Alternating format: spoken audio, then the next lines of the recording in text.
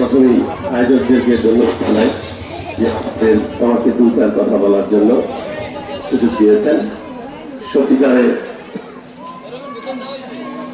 বীর কলেজ সদস্যদের নাম যতদিন বাংলাদেশের মাটিতে বেঁচে থাকবে ততদিন বাংলাদেশ টিকে থাকবে।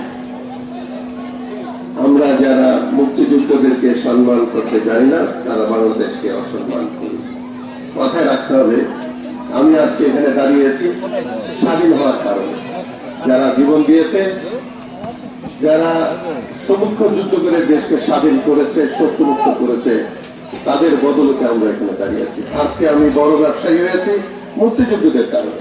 স্বাধীনতা করেছে বলে আমি স্বাধীনভাবে চলতে পারছি। আজকে আমি বড় ব্যবসায়ী হয়েছে, আমাদের মতো হাজারো লক্ষ বড় ব্যবসায়ী হয়েছে, যাদের কারণে তাদেরকে অস্বীকার করলে বাংলাদেশকে অস্বীকার করা হয়, তাদেরকে অস্বীকার করার উপায় নেই। সবচেয়ে বড় জিনিস, যে পাশের বাড়ির লোক সে জানে এই লোকটা কেমন ছিল।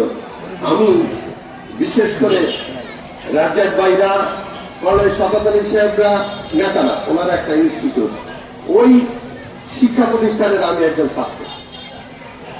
ওই শিক্ষা প্রতিষ্ঠানের একজন ছাত্র, ওই শিক্ষা প্রতিষ্ঠানদেরকে যারা সম্মান দেয় তারাই ওনাদের মতো নেতা হওয়ার যোগ্যতা অর্জন করা শুরু করে। আমরা ওনাদের মতো নেতা হতে পারি কিনা যুবদশায় জানি না, কিন্তু ওনাদের আদর্শ, ওনাদের কথাগুলি, ওনাদের চলনগুলি যদি আমরা স্মরণ করি তাহলে সমাজ উন্নতি হবে, সমাজ ভালোভাবে চলবে। রাজ্জাক ভাইরা একদিনে নেতা হয়ে যায়নি, কলেজ সদস্যরা একদিনে নেতা হয়ে যায়নি। আমি ওনার সাথে নির্বাচন করেছি। ওনাকে প্রথম দিনে জিজ্ঞেস করেছিলাম যে কিভাবে নির্বাচনটা করা যায়। উনি আমাকে একা ডেকে নিয়ে কিছু পরামর্শ দিলেন যে কিরকম তোমাকে আমি আদর করি। এর পেছনে কারণ হল 1990 সাল আমি যখন উত্তরাতে একটি অভিযোগ গঠন করি, তখন দুই নেতা আব্দুল রাজ্জাক সাহেব এবং কলেজ শওকত আলী সাহেব আমার ওই বাসাটা উদ্বোধন করেন, এবং উনি সবার শেষে দুজন বেরিয়েছেন।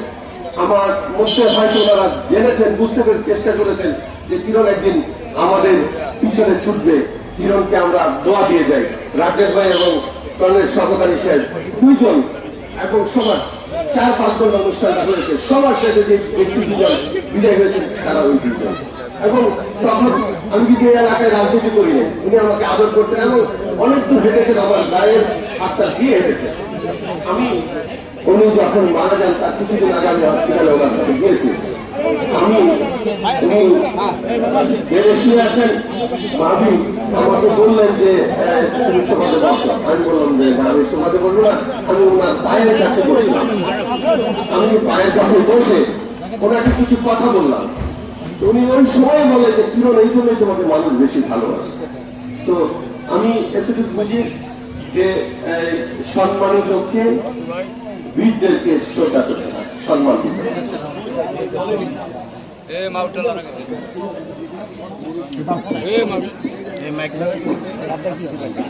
সে যে দলেরই হোক না কেন,